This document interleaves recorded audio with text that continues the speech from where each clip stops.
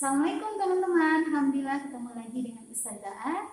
Hari ini kita akan belajar pelajaran tematik 3 mata pelajaran dan antum semuanya akan mudah memahami pelajaran jika antum menyimak dengan baik-baik. Teman-teman, baiknya sebelum kita belajar, kita memulainya dengan berdoa terlebih dahulu. Oke teman-teman, sikap berdoa. A'udzu billahi minasyaitonir rajim.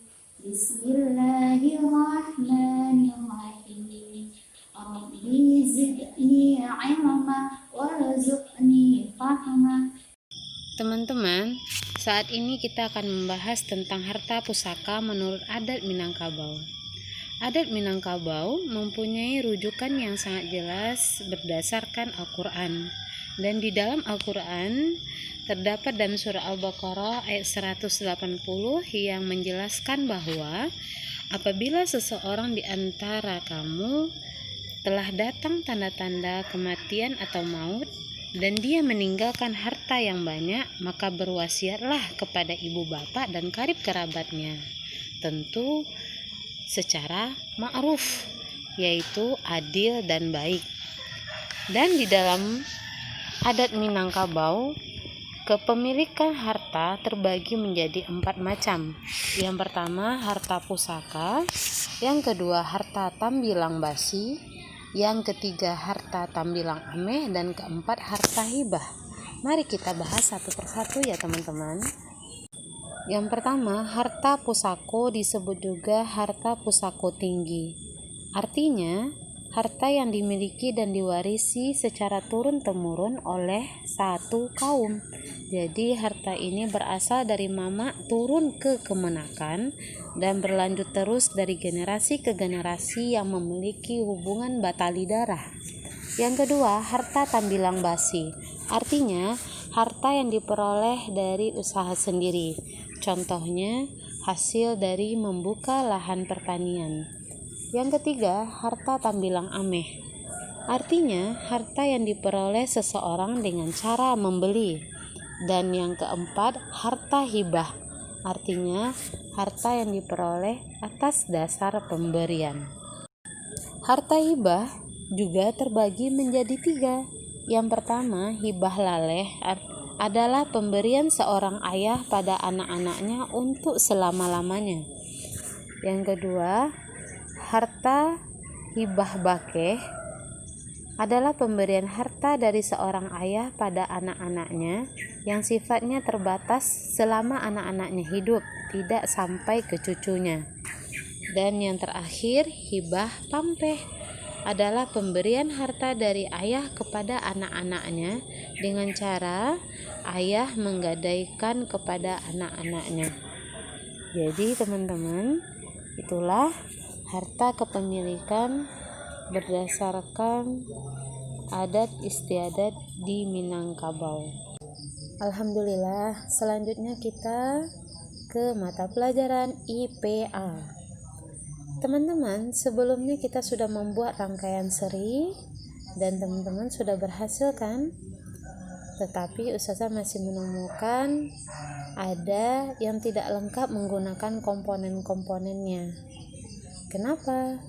Seharusnya harus lengkap karena masing-masing komponen tersebut mempunyai fungsi yang berbeda-beda. Dan otomatis silakan antum lengkapi dan lakukan seperti yang sudah Ustazah praktekkan sebelumnya. Ada hal-hal yang harus kita ketahui terhadap rangkaian seri, yaitu rangkaian seri ini mempunyai kelebihan dan kekurangannya. Kekurangannya yang pertama adalah nyala lampu yang dihasilkan tidak sama. Lampu yang terdekat dengan sumber listrik itu lebih terang dibandingkan lampu yang jauh dari sumber listrik. Yang kedua, jika salah satu lampu putus, maka semua rangkaian ikut putus. Dan yang ketiga, boros daya listrik. Kelebihannya adalah yang pertama, jumlah kabel yang dibutuhkan sedikit Dan yang kedua, pembuatannya sangatlah mudah. Maka teman-teman akan merasakannya apabila sudah mempraktekkannya. Teman-teman, selanjutnya kita ke mata pelajaran Bahasa Indonesia. Ustazah sudah menjelaskan apa itu teks eksplanasi, bagian-bagian yang terdapat di dalam teks eksplanasi, dan hal-hal yang harus diperhatikan ketika menulis teks eksplanasi, baik itu kalimat efektif maupun kosakata baku. Dan sekarang Ustazah akan menjelaskan melalui soal-soal ya teman-teman. Soal pertama, silakan teman-teman perhatikan teks berikut. Teks ini menanyakan tentang pola pengembangan teks eksplanasi. Jawabannya apa ya teman-teman? Coba kita pahami teksnya. Teksnya menjelaskan tentang dua faktor kekeringan. Yang pertama, kekeringan alamiah maupun kekeringan antropogenik. Kalau kekeringan alamiah, faktor penyebabnya adalah karena faktor alam ya teman-teman.